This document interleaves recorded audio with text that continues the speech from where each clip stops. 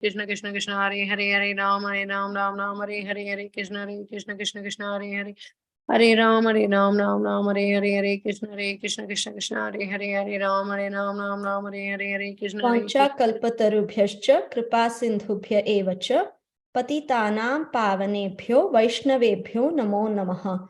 Ananta Koti Vaishnav Vrind ki jai. नामाचार्य Srila Haridas Thakur की जय। प्रेम से कहो श्री कृष्ण चैतन्य प्रभो नित्यानंदा श्री अद्वैता गदाधारा श्रीवासादि गौर भक्त वृंद की जय। श्रीला प्रभुपाद की जय। श्रीला गुरुदेव की जय। All glories to all the assembled devotees. Hare Krishna, please accept my humble obeisances. This is Chinmayi Vrajapriya Devi Dasi from Charlotte, welcoming all of you to this mid-morning japa session. I thank each one of you for attending this session, and please forgive me for interrupting your ecstatic chanting. It is time for us to move on to our next part of the program, which is class on Caitanya Bhaagvata. So before I go over to the call, to our speaker, may I know who all have joined today's call? Hare Krishna, Chinmayi Mataji, welcome back. Thank you so much for being back, and thank you for your warm welcoming. This is Preeti Vilasini Devidasi from Atlanta. Hare Krishna. Hare Krishna, Preeti Vilasini Mataji. Thank you so much, and welcome to the call, Mataji. Please accept my humble obeisances. All glories to Srila Prabhupada, all glories to Srila Gurudev.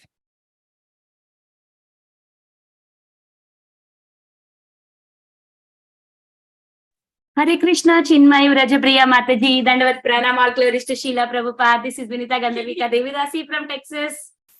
Hare Krishna, Vinita Gandharvika Mataji. Please accept my humble obeisances. All glories to Srila Prabhupada, all glories to Srila Gurudev. Welcome to the call, and thank you, Mataji, for joining. Hare Krishna. Hare Krishna, Mataji. Please accept my humble obeisances. All glories to Srila Prabhupada. This is Sudevi. Hare Krishna, Sudevi. Please accept my humble obeisances. All glories to Srila Prabhupada, all glories to Srila Gurudev. Welcome to the call, dear, and thank you for your ecstatic chanting. Hare Krishna. Hare Krishna. Hare Krishna Mataji, Dandavat Pranam, all glories to Srila Prabhupada and Guru Maharaj. This is Swamini Gopi Devi Dasi from Baltimore. Hare Krishna, Swamini Gopi Mataji. Please accept my humble obeisances. All glories to Srila Prabhupada, all glories to Srila Gurudev. Thank you for joining to the call and joining the call, and welcome to the call, Mataji. Hare Krishna.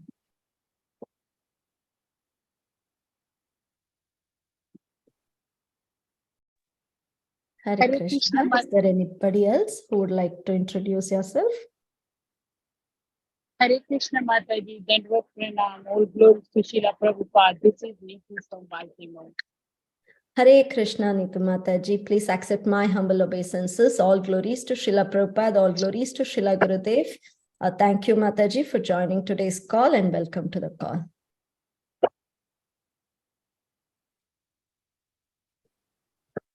Okay, so let's move on to our next session. And before I hand over the call to the speaker, may I read today's quote by Srila Prabhupada.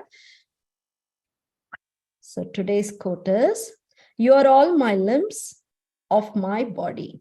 Unless you cooperate, my life will be useless." This was stated by His Divine Grace in a letter to Brahmananda on July 17th, 1968. So now it is time for us to hear about our dear Lord from Sri Caitanya Bhaagvata, and we are very happy to have our speaker today, Her Grace Radhika Kasturi Mataji, and Mataji will be talking on Caitanya Bhaagvata Madhya Kanda, 2nd chapter, 42nd verse. So Hare Krishna Mataji, please accept my humble obeisances. All glories to Srila Prabhupada, all glories to Srila Gurudev. Thank you so much, Mataji, for giving your valuable time and association, and welcome to the call, Mataji. Eagerly waiting to hear from you. Please take over, Mataji. Hare Krishna. Hare Krishna. Thank you, Mataji. Om Ajnana Timirandasya Nilanjan Shalakaya Chakshuru Militam Ena Tasmai Shri Gurave Namaha. Shri Chaitanya Manodishtam Stapitam Nena Bhutale Swayam Rupa Kadamahyam Tadati Swapatantikam Vandeham Shri Guru Shri Yuta Padakamalam Shri Gurum Vaishnavamsha Shri Rupam Sagrajatam Sahagana Raghunathanvitam Tam Sajivam Sadvaitam Savadutam Parijana Sahitam Krishna Chaitanya Devam Shri Radha Krishna Padan Sahagana Lalita Shri Vishakambhutamsha Namo Vishnu Padaya Krishna Prishtaya Bhutale Srimate Bhakti Vedanta Swamin Iti Namine Namaste Saraswati Devi Gauravani Pracharine Nirvishesha Shunyavadi Paschayata Deshatarine Om Namo Bhagavate Vasudevaya Om Namo Bhagavate Vasudevaya Om Namo Bhagavate Vasudevaya Shrinvata Swagata Krishna Punya Shravana Kirtana Kirtayantastohi Abhadrani Vidunoti Sugrat Satam Nashtaprayishu Abhadreshu Nityam Bhagavata Sevaya Bhagavati Uttama Sloke Bhaktir Bhavati Naishtiki Hare Krishna Krishna Krishna Hare Hare Hare Rama Rama Rama Hare Hare Vanchakalpatarubhyasya kripasindubhya eva cha patitanam pavanebhyo vaishnavebhyo namo namaha. Hare Krishna. Thank you everyone for joining today's call. I really appreciate your time being a Monday morning. So thank you so much. So today we are going to look at an interesting verse and also learn an interesting commentary. So let's get started without any further ado. Before that, I seek blessings of all of you so that I may speak the relevant words of Srila Prabhupada and our Acharyas. Hare Krishna. Okay, we'll go to today's verse.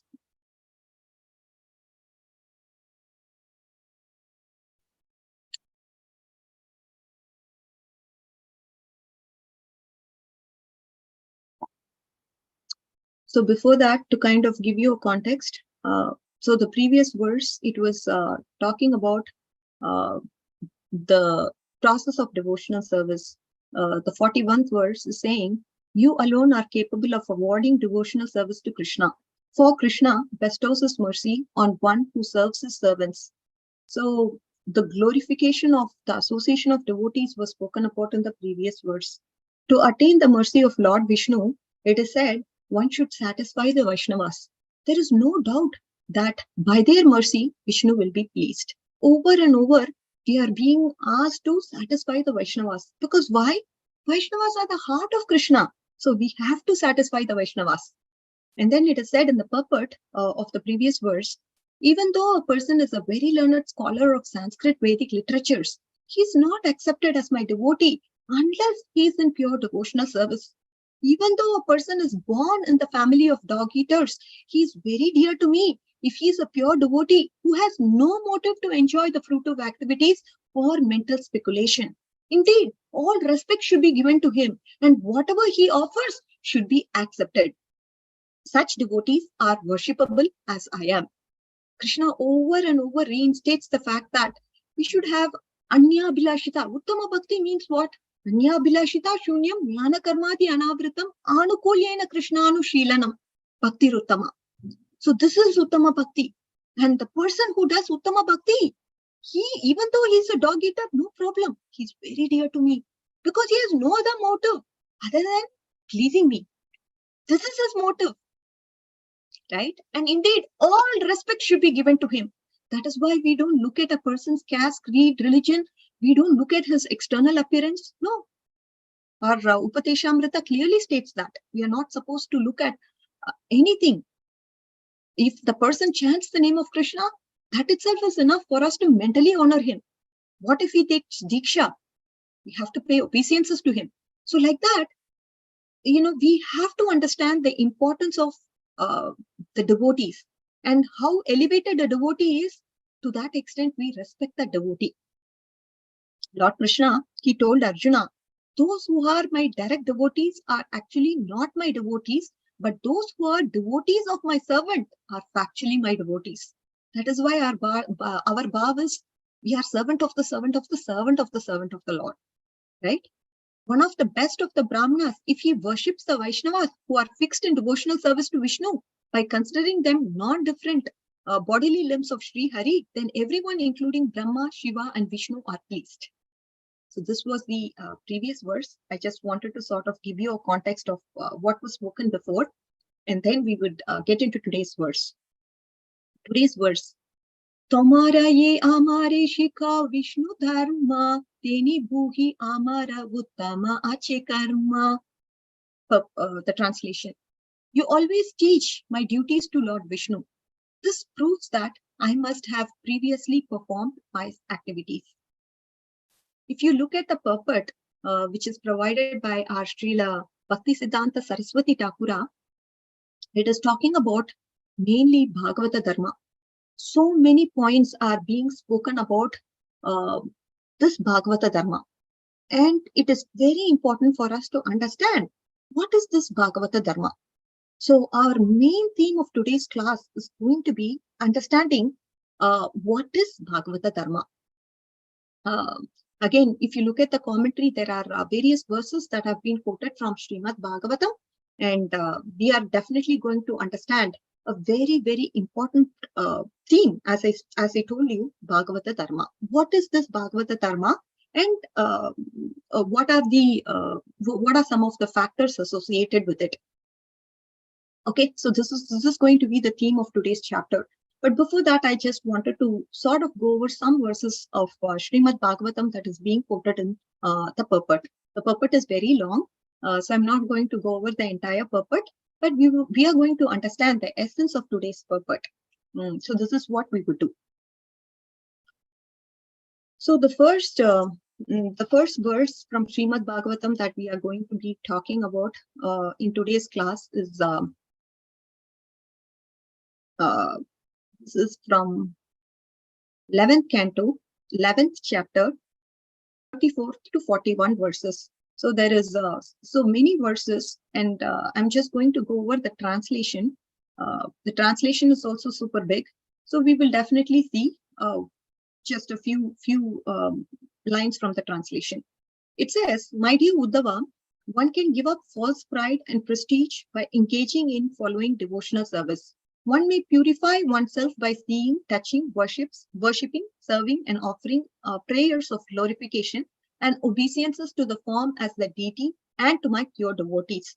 One should also glorify my transcendental qualities, activities here with love and faith, the narrations of my glories, and constantly meditate on me. One should offer to me whatever one acquires, and accepting oneself as an eternal servant, one should give oneself completely to me. One should always discuss my birth and activities and life by participating in the festivals, just Janmashtami, which is coming up, which glorify my pastimes. In my temple, one should also participate in festivals and ceremonies by singing, dancing, playing musical instruments, and discussing me with other Vrajavasis. One should observe all the regulated annual festivals by attending ceremonies, pilgrimages, making offerings. One should also observe religious vows such as Ekadasi, take initiation for the construction of Krishna-conscious temples, cities, as well as flower gardens, fruit gardens, and special areas to celebrate my pastimes. One should consider oneself my humble servant without duplicity, and thus should help clean the temple, which is my home. First, one should sweep the dust thoroughly, and then one should further cleanse with water and cow dung. Having dried the temple, one should sprinkle the scented water and decorate the temple with mandalas. One should thus act like my servant. A devotee should never advertise his devotional activities. Therefore, a service will not cause false pride. One should never use lamps that are offered to me for others simply because there is need for illumination, and similarly, one should never offer to me anything that has been offered or used by others. Whatever is most desired by one within this material world and whatever is most dear to oneself, one should offer the very thing to me. Such an offering qualifies for an eternal life." We will just understand the essence of this purport, and then we will move on to our theme for today. So here, if you look at it, the whole series of activities that we spoke about, what does it constitute? It constitutes bhakti. This was one of the requests of Uddhava to describe what is the process of bhakti. In Nectar of Devotion, And in Hari Bhakti Vilas, another other list of activities, we see there is Rupa Goswami. He mentions some of the activities of bhakti, isn't it? Therefore, the scriptures are essentially talking about what are the elements of devotional service. Like, for example, Rupa Goswami talks about 64 elements, which are the major ones. Therefore, we should not again limit, okay, these are the only activities of bhakti. We cannot limit it in weight. One way of dividing them according to the senses that we are engaging. Say, for example, in Nectar of Devotion, Rupa Goswami has a classification based on how we could engage our senses in bhakti. For example, we have activities for the eyes. What are the activities for the eyes? Seeing the deity or the festivals of the Lord, that is an activity for the eye. What is an engagement for the ear? Hearing the topics of the Lord. Currently, we are doing that. And then when we talk about engaging our voice, how can we engage our voice? We can do kirtan, we could recite verses, we could glorify Krishna. This is the way we engage our voice. And then with regards to the feet, what is the engagement for the feet? You could go to the temple with your feet. And then what is the engagement for the nose? Smelling the flowers, smelling the incense. What about tongue? Tasting of the prasadam. What about sense of touch? Touching the deity. And what about mind? Smaranam, remembrance, meditation of the Lord. These are the ways which Rupa Goswami talks about in Nectar of Devotion, how we could actually engage our senses in bhakti. So in this way, we can divide the activities. Of course, other ways also we can divide. One can divide them according to the instance. For instance, archanas. Many are involved in deity worship, right? There are 9 processes of devotional service that we know. Within this 9 process, we have all the other 64 items. Some of the activities, they involve action. Some of the activities, they involve our mood, such as one, being the servant of the Lord or the friend of the Lord. So in this way, we can understand that there are many ways in which we engage our body, mind, and senses in the service of the Lord. So then, the prime objective is that we engage our time as well through this process. Therefore, certain times we have festivals. We engage our family and society. And therefore, for society, we have temples where all sorts of people can participate and worship the Lord. The whole purpose is to keep us, a living entity, be engaged in the process of service. So in this process of sadhana bhakti, what we do? We engage our senses. Through the senses, see, these senses, obviously they are material. We know the body is material. Because our intention is to please the Lord, there is no effect. There is no material effect. So as long as we have this material body to engage in the service of the Lord, there is no material effect to it. So eventually what is happening is that we are spiritualizing our senses, isn't it? We are spiritualizing, meaning, it is getting spiritualized in the process of doing bhakti. So at that time, again, to develop or manifest that spiritual body, we have to start engaging the material body. That is the very definition of sadhana bhakti. For example, an example was given in this regard with regards to in the purport. It is said that Srila Prabhupada talks about it, and he says the insect gets trapped by the wasp because it is in fear. It thinks of wasp all the time, and then later it becomes a wasp. The point is, by engaging our senses, our mind in the Supreme Lord, what happens is we sort of develop a spirit. If we don't do devotional service for the Lord, the spirit will not be developed. So therefore, we have to do sadhana bhakti so that we develop this spiritualized body. The body becomes eventually spiritualized. In spite of the fact we are using material body, as I told you, with our material senses, the effect can be spiritual. So it's important that we have a right intention. Whenever we perform bhakti, we should have the right intention, the right motive, and why we do what we do. That has to be clear. The motive has to be really clear. So this is sort of this is why we are actually trying to understand what is pure bhakti, because pure bhakti means Anya Abhilashita Shunyam Jnana Karmati. It's a very, very important words that we need to understand. What is this pure bhakti? Are we mixing it with other sorts of bhakti? What are the parameters for it? I mean, how am I to judge, am I doing pure bhakti or not?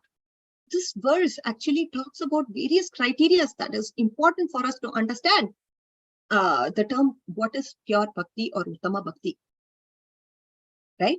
So when we do activities of bhakti, trying to please the Lord, but we have some material desires, then that is mixed bhakti. Again, accidental bhakti is also there, where one may accidentally fast on an Ekadasi day. This is accidental bhakti. We just generally don't call it bhakti, but the nature of activity is such that you're doing bhakti without knowing even it is Ekadasi, but you get some effect because of that. Again, we also have seen cases where one chants the name of the Lord and one gets some effect, like a Jamil. Accidentally, he called out for his son's name, and then there is an effect there also. But in order to get to prema, we need to practice pure bhakti. If we are talking about a very high goal, prema here, isn't it? So that is why this purport is actually helping us understand, okay, that we practice whatever there are, these are different kinds of activities that we can do in bhakti. This purport actually gives us a glimpse to help us understand, okay, what are the different activities that we can do in bhakti. So prema is an elevated stage, and if you have that goal of going to attain prema, then you need to practice pure bhakti, which is the implication from this verse, which is being quoted in the purport. There is also another verse, which is 11.3.33. Iti bhagavatan dharman sikshan bhaktyata uttaya narayana paraumayam anjastarati dushtaram. So in the purport, again, the purport talks about Caitanya Mahaprabhu. He came to give us this message of love of Godhead. And the message is revealed through Anya Abhilashita Shunyam Jnana Karmadi Anavratam Anukulyena Krishnanu Shilanam Bhakti Mututtama.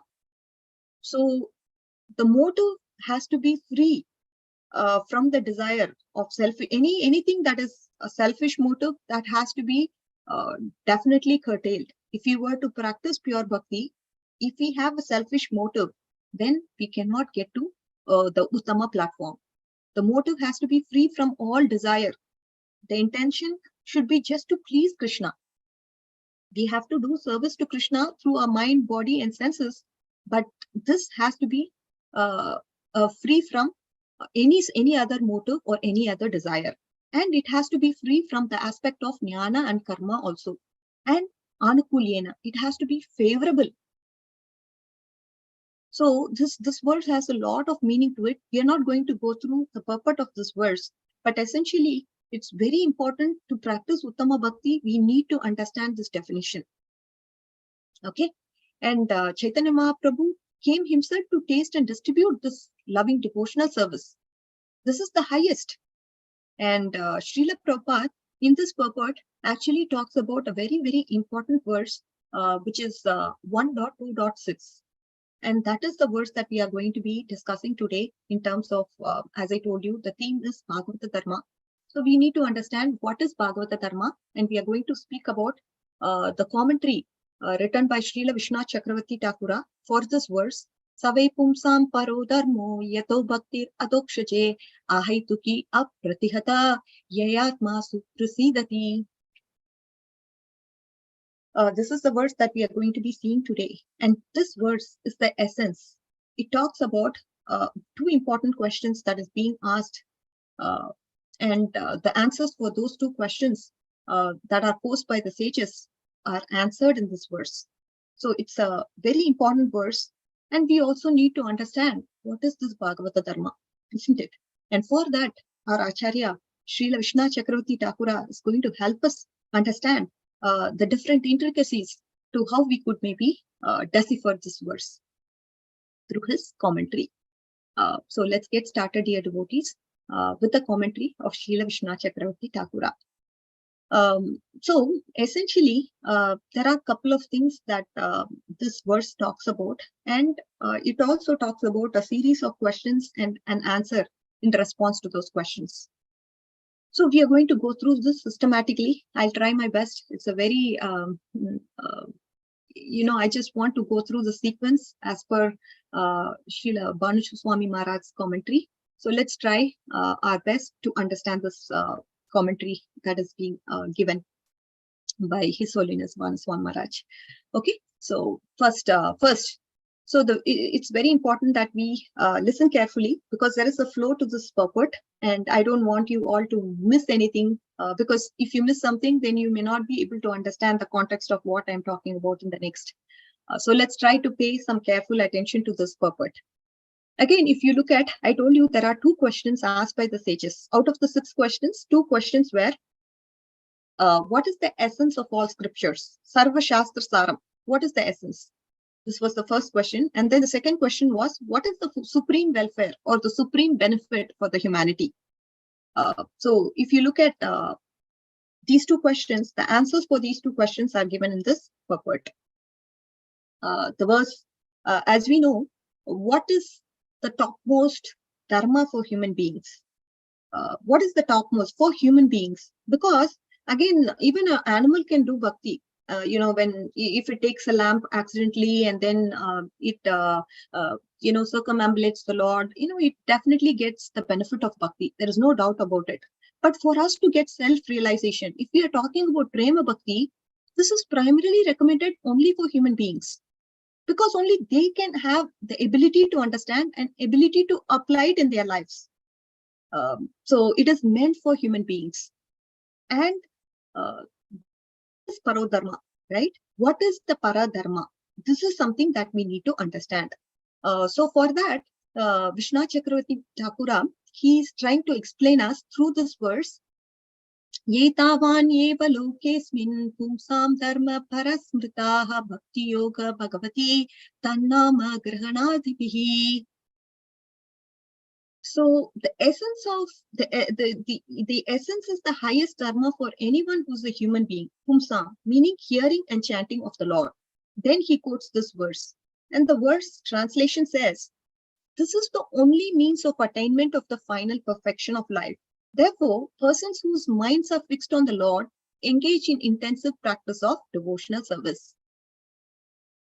So now, if you look at this statement, there is this word para along with dharma that indicates bhakti yoga. Etavan eva means there is bhakti yoga. We saw what are the words that indicate para and dharma. They indicate bhakti yoga. Now we have this word etavan eva from 6.3.22. What does that indicate? It indicates that exclusion of other processes as paradharma. No other process except bhakti yoga is paradharma. The essence of bhakti yoga, what is the essence? The essence of the scripture is bhakti yoga, by which prema bhakti appears, yata bhakti. It arises without cause, it seems. Ahaituki. There is no cause for this to appear. It is ahaituki. We are going to understand these terms, of course, but I'm just going to give you an overview before understanding these terms. Okay. Let's just get a just an understanding of what each means, and then we will elaborately go through how to understand and decipher this verse. So as I told you, para along with dharma indicate bhakti yoga. Etavan eva indicates exclusion of other processes as paradharma, and the essence of the scripture is what? Bhakti yoga, by which prema bhakti appears. And is there a cause for this prema bhakti to appear? No. Ahaituki. So mixed bhakti is excluded in this definition because there is no cause. And then, if you were to ask this question, but you're really evading the truth here, saying prema is not caused by sadhana bhakti. Are you saying, oh, there is no cause for prema bhakti means, so sadhana bhakti is not the cause for prema bhakti? That is the question that this verse will answer. No, the answer is no. Dharma consisting of hearing and chanting about the Lord is called sadhana bhakti. And whenever that matures, when you chant, hear the glories of the names of the Lord, when you do the remembrance of the Lord, all that is sadhana bhakti. But whenever that matures, that is called prema bhakti. So both are bhakti. Okay. So it's not, so this verse is going to prove the fact that, we say ahaituki. Prema Bhakti is Ahetuki. How it is Ahetuki? That is something this verse is going to answer. We are going to understand two important terms, Ahetuki and Apratihata. What are these two terms? This will be very detailedly gone through in this particular verse.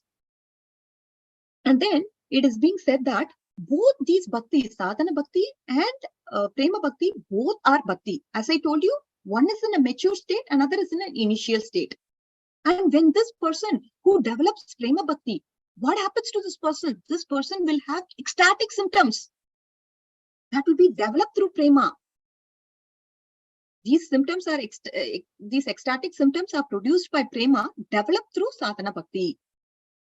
So, and this verse is going to discuss parodharma. Parodharma, the form of bhakti, which is the sadhana bhakti, is the cause of the later type of bhakti, which is yato bhakti adokshaje. That is prema bhakti. Sadhana bhakti is the cause of prema bhakti. But this sadhana bhakti, it's like an unripe mango, is the cause of ripe mango. Okay. So it's just both are bhakti. So one is an unripe, it's in an unripe stage, another is in a ripened stage. That's why we are taking an example of a mango to understand. Yes, the sadhana bhakti is an unripe mango stage, and then when it ripens, what happens? It becomes prema bhakti. Both are bhakti. Right? Now we are going to understand. We just spoke about some terms here, but we are going to understand what exactly this means, and specifically what is Ahetuki and how this prema bhakti is Ahetuki and how this is Apratihata. That is what we are going to discuss. So we saw this verse, Etavan eva lokesmin pumsam dharma parasmritaha bhakti yoga bhagavati tan nama grahanadibihi. It is said paradharma or param dharma is mentioned directly in this verse. Etavan eva lokesmin. So in this world, which is considered the topmost dharma for human beings, paradharma. So that is bhakti yoga bhagavati, bhakti yoga on to the Lord, bhakti yoga on to Bhagavan. That is the topmost. Hearing and chanting the holy names of the Lord, that is the topmost. Right? The bhakti yoga is considered the topmost dharma. Etavan eva lokesmin. There is an emphasis. Etavan means this much. Eva means this much only. Nothing else. Bhakti yoga is the only thing. That is paradharma. Nothing else. Exclusion of all other processes is being quoted in this verse. So now we are clear in that particular aspect of what is paradharma. Now we have to understand what is Ahetuki. So that is what we are going to delve into in today's section to understand what is Ahetuki. Srila Vishnu Chakravarti Path, he says the first meaning of Ahetuki means the bhakti which is not generated because of anything else. It is causeless. It is edrichaya. Bhakti is independent in her manifestation. You don't have to say prema bhakti is practiced because you practice karma kand, you practice jnana kand. That is why prema bhakti came or prema bhakti arose. No, it has appeared without any cause. See, there is two types of, there is a distinction that we need to understand. We are talking about uttama bhakti, nirguna bhakti. We are not talking about saguna bhakti. So there is a difference between saguna bhakti and nirguna bhakti. Saguna bhakti means what? There could be a cause for that, saguna bhakti. If say, for example, somebody performs karma kand. So he performs karma kand for a long time, following the Vedas. And there is also some chanting of the holy names that happens during that process. He also gives charity to the brahmanas. He performs homa. This may eventually lead to some bhakti. It is possible. But that bhakti is saguna. It is not nirguna. At the best, the saguna bhakti can give you some satviki goals. It may have some rajasiki goals. It may have some tamasiki goals. But at the best, what it can give, satviki goal. There's also this term that Chakravarti Pad uses, Jnananga Bhuta Bhakti. That bhakti, which is considered as the limb of the jnana process. This bhakti is Jnananga Bhuta Bhakti. If you're practicing jnana and you want to achieve Brahman, but for practicing of this jnana, you also need to do bhakti. Without bhakti, jnana process is not going to give you results. Like jnanis, they want to achieve the merging into Brahman. They also have to chant the holy names of the Lord. But their goal is not obviously love of Godhead. Their goal is Satviki. I mean, their goal is to go and merge into the Brahman. So it is called Jnananga Bhuta Bhakti, also known as Satviki Bhakti. So Satviki Bhakti, if you look at it, it could have multiple definitions. But Nirguna Bhakti, it is not Jnananga Bhuta. No, the Bhakti we do actually, the sadhana Bhakti that we do leading to Prema Bhakti, you can say Premanga Bhuta, but it's not Jnananga Bhuta, right? So that's very important. So understanding that Bhakti leads to Prema, this is our practice. But this Bhakti, which is Saguna, it has some goals in it. The topmost goal is it could be Brahman. Or it could be below also. People may want to go to Swarga, people may want to have some sense enjoyment for which they would do Bhakti, or they could just do it as a duty, right? So there are different prayojans that are associated with the Saguna Bhakti. And so the point that we are trying to understand is there is a distinction between Saguna Bhakti and Nirguna Bhakti. We will talk about the definition of Nirguna Bhakti soon. In the purport, Vishna Chakravarti part clarifies it. So now we are going to have a very interesting discussion, dear devotees. As I told you, why it is Ahaituki, for that we need to have a discussion. And our Acharya is making it very interesting for us by posing some questions. There is an opponent here. The opponent is usually called Purva Pakshi. This Purva Pakshi is going to question, and for that our Acharya is going to give us answers. Why and why not? So he's going to help us through this question and answer sessions as to why it is Prema Bhakti, why is it Ahaituki. So that's what is the interesting discussion that is going to happen here.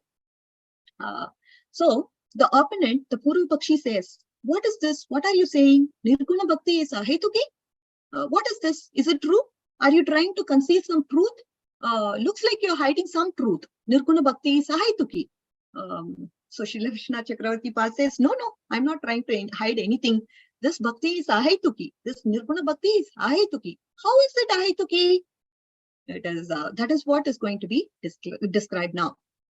So Sadhana Bhakti, it is also Bhakti. I told you, right? Prema Bhakti, it is also Bhakti. The example that is being quoted in the verse by Srila Vishna Chakravarti Pada is that it is like a ripened mango and an unripened mango. When it's in an unripened stage, that is called Sadhana Bhakti. But then when it becomes ripened, then it becomes Prema Bhakti. So Sadhana Bhakti and Prema Bhakti, both are Bhakti. Just as an initial phase, another is in a developed phase. But both of them are referred by the name Bhakti only. This is the first point he says. And then the second point he says is that, see, the opponent says, oh, I accept what you're saying. Sadhana Bhakti leads to Prema Bhakti. But what about it being Ahaituki? You are saying that there is no cause. But you yourself is saying Sadhana Bhakti is the cause of the Prema Bhakti. Then how is it that it is Ahaituki? It's a very valid question, right? So you're able to understand the first question that Purva Pakshi is posing. What is he saying? He's saying, see, Sadhana Bhakti is what is leading to Prema Bhakti. But you're quoting Ahaituki. That is where I'm having a confusion. Why are you quoting Ahaituki? Because now you're saying Sadhana Bhakti is the cause of Prema Bhakti. Then how is it Ahaituki? Can you please explain? This is the question that he poses. So for that, Sadhana Bhakti is that Bhakti which leads to Prema Bhakti. You are not saying Sadhana Bhakti is the cause. Okay. Now we are going to understand why so. I mean, he's going to prove us and give us different examples to understand. So basically, he's explaining that there is a difference in taste. One is causing the other. I mean, in the sense, he's going to prove us through examples. So first, Nirguna Bhakti is manifested in your life. It's just a question of time when that Prema Bhakti will come into your life. It could come anytime, right? It's like a green mango, unripe mango, that will turn into a ripe one very soon. And there are two stages to it. What are the two stages? Up to Asakti, it is considered as Sadhana Bhakti. After that, it is considered as Sadhya Bhakti or Prema Bhakti. That is the point. And then he gives another example of an old man. So first he gave us an example of a mango to understand, yes, it's just a matter of time. One is going to be ripened, then it becomes Prema Bhakti. And up to Asakti, we know it is Sadhana Bhakti. And after that, it is called Sadhya Bhakti or Prema Bhakti. That is the point. And then he gives another example to say, just as an old man, when he is going through different stages, say for example, childhood, youthhood, old age, all that, we don't apply hetu here. Meaning, we don't say, oh, the cause of childhood is his infancy. The cause of his youthhood is his childhood. We say they are different stages in his life. The same person, he is going through different stages of infancy, youthhood, etc. But you don't apply a cause to it. You never hear someone speaking, childhood is the cause of infancy, right? This is different than saying a clay has got transformed into a pot, or a fiber has got transformed into a cloth, or rice grains have got transformed into cooked rice. This is different than that. With this example, there is a causation, meaning there is a cause. Clay is considered as the cause for the clay pot. Because of clay, the clay has completely transformed into a pot. When we see a pot, we don't see there is clay. The clay is the cause. The clay is the material cause. That is the upadan karan. The name of the clay, the form of the clay, it has completely disappeared. Because we are seeing a pot now. So there is disappearance of name and form of the prior object, which is a clay. It has become a different object now. What has it become? It has become a pot. So the point is that the same bhakti, it is in two stages. So just for the clay pot and these examples that we have, there is a cause. There is a cause. The clay is the cause for the pot. The cloth is the cause for the fibers to come. The grains are the cause for the rice. But we don't say that for bhakti. Here there is a cause. He's just contrasting us to help us understand. See, in the case of a clay example and the pot example, there is a cause. The pot is the cause for the clay is the cause for the pot. But in the case of bhakti, it is not so. Bhakti cannot be said like that, because one bhakti is appearing in two stages. That is the point. That is why his basic purpose is to say bhakti is ahaituki. And nirguna bhakti is not caused.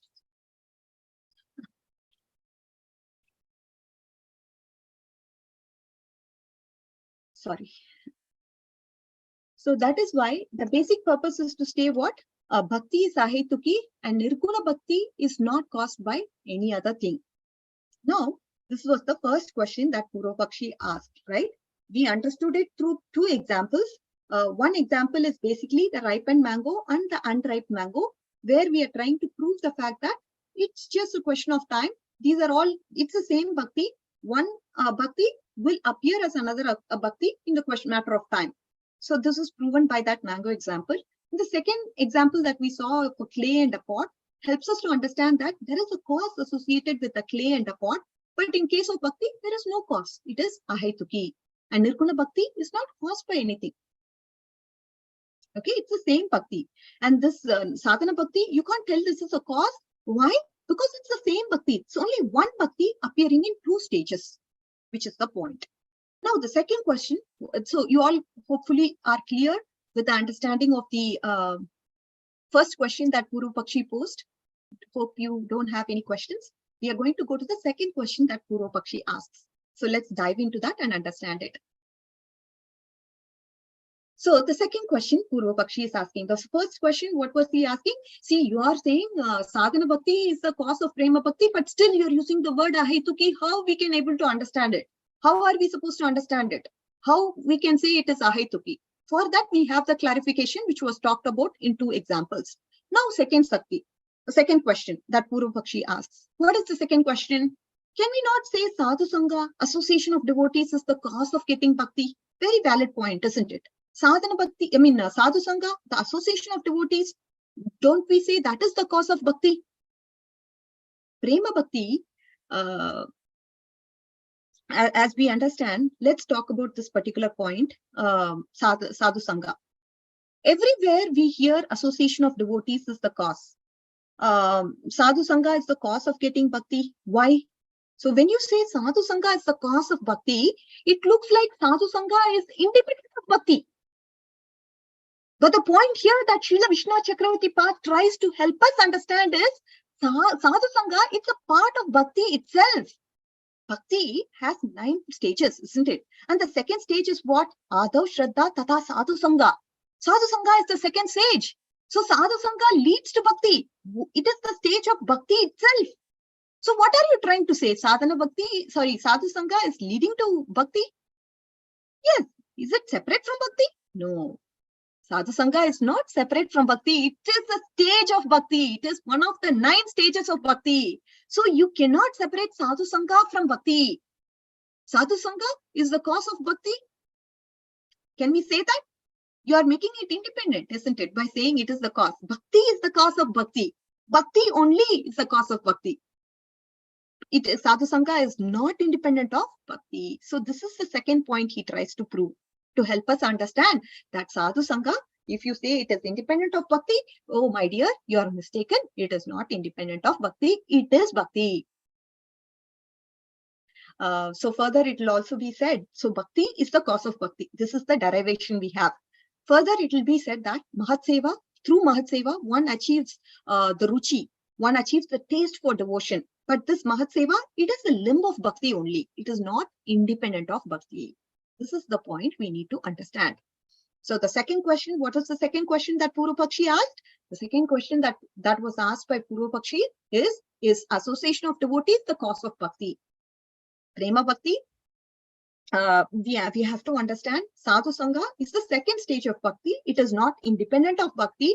It is Bhakti. So Bhakti is the cause of Bhakti. There is no other cause. And hence, Ahituki is still intact.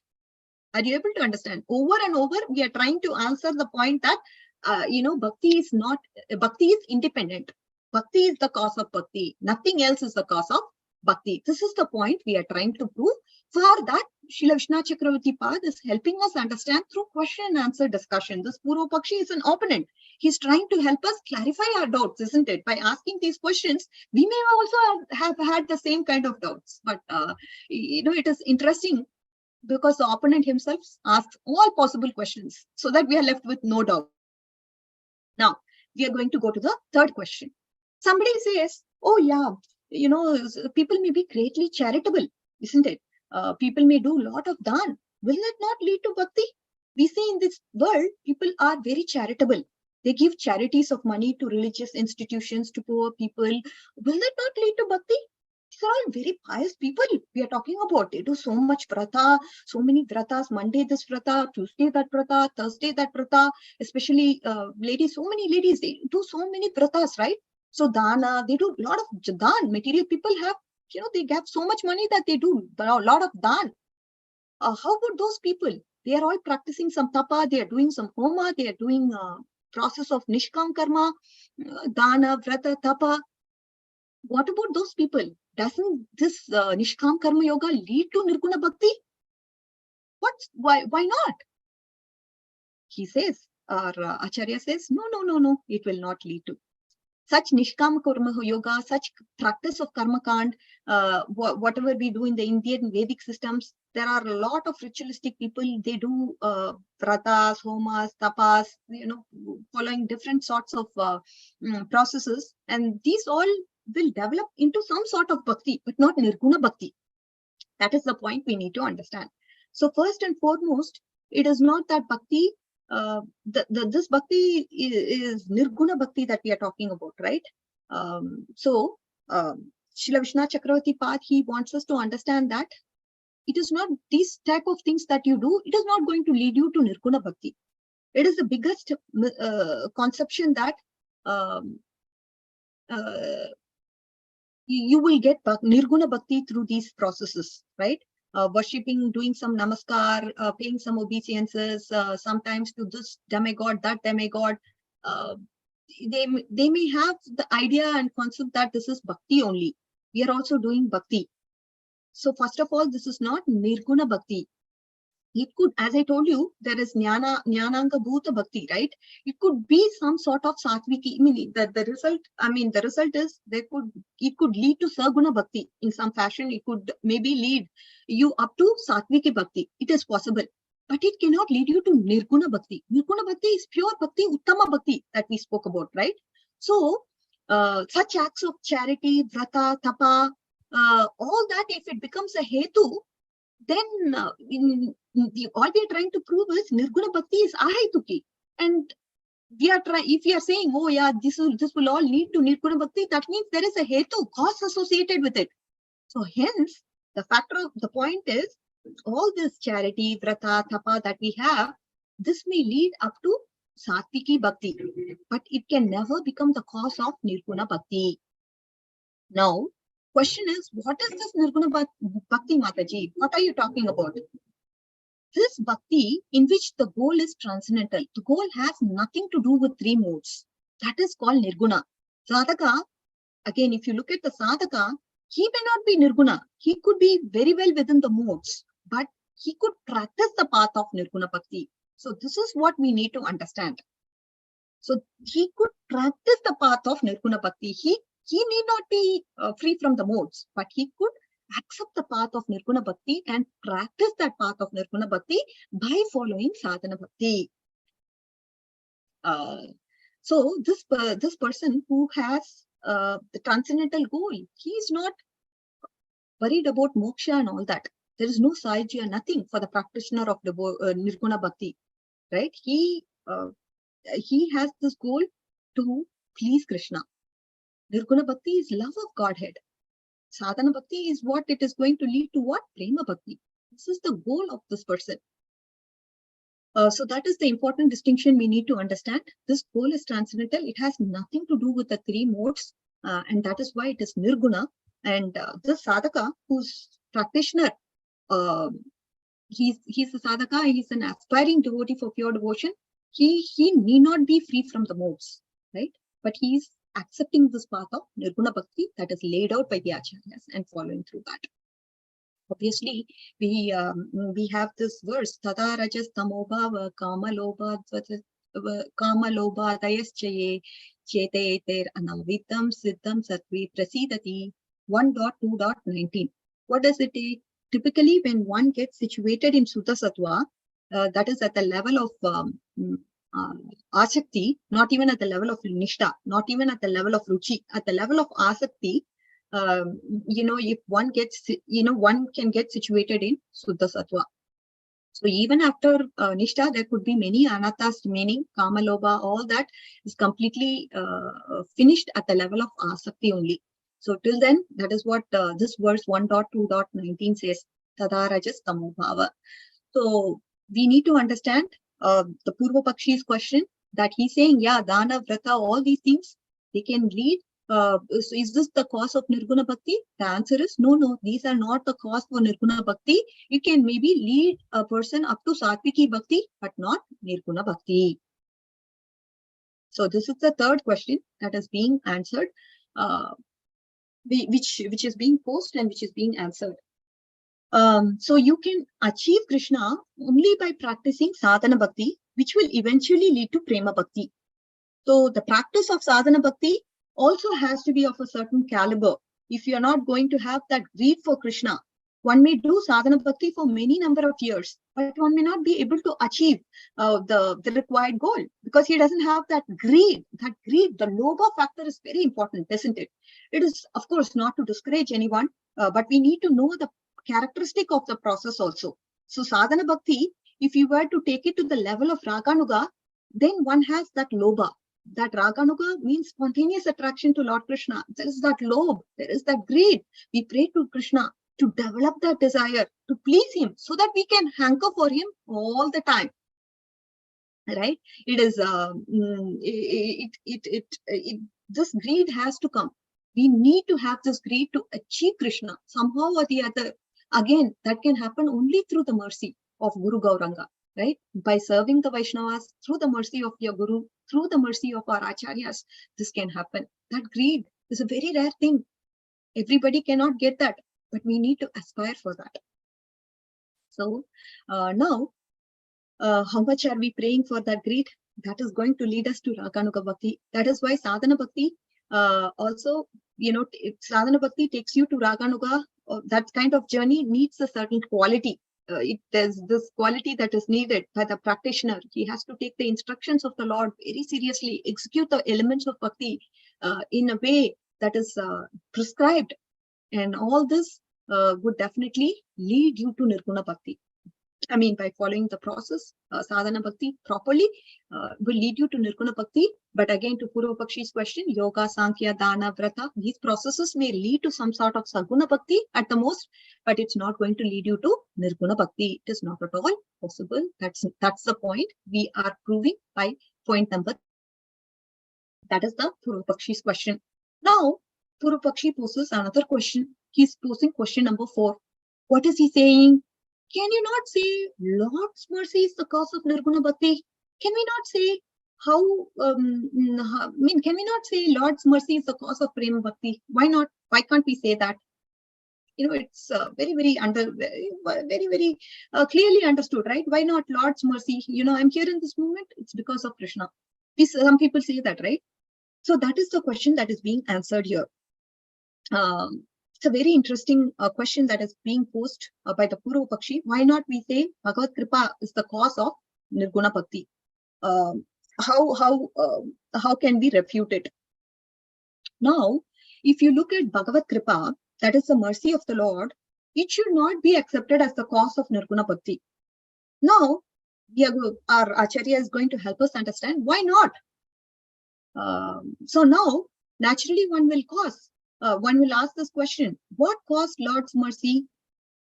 Lord's mercy. What is the cause of this Lord's mercy? So, say for example, the Lord gives mercy to me, and Lord doesn't give mercy to you. Then there is some partiality with the Lord, isn't it? He gives mercy to you, and he gives mercy to me, but he doesn't give mercy to you.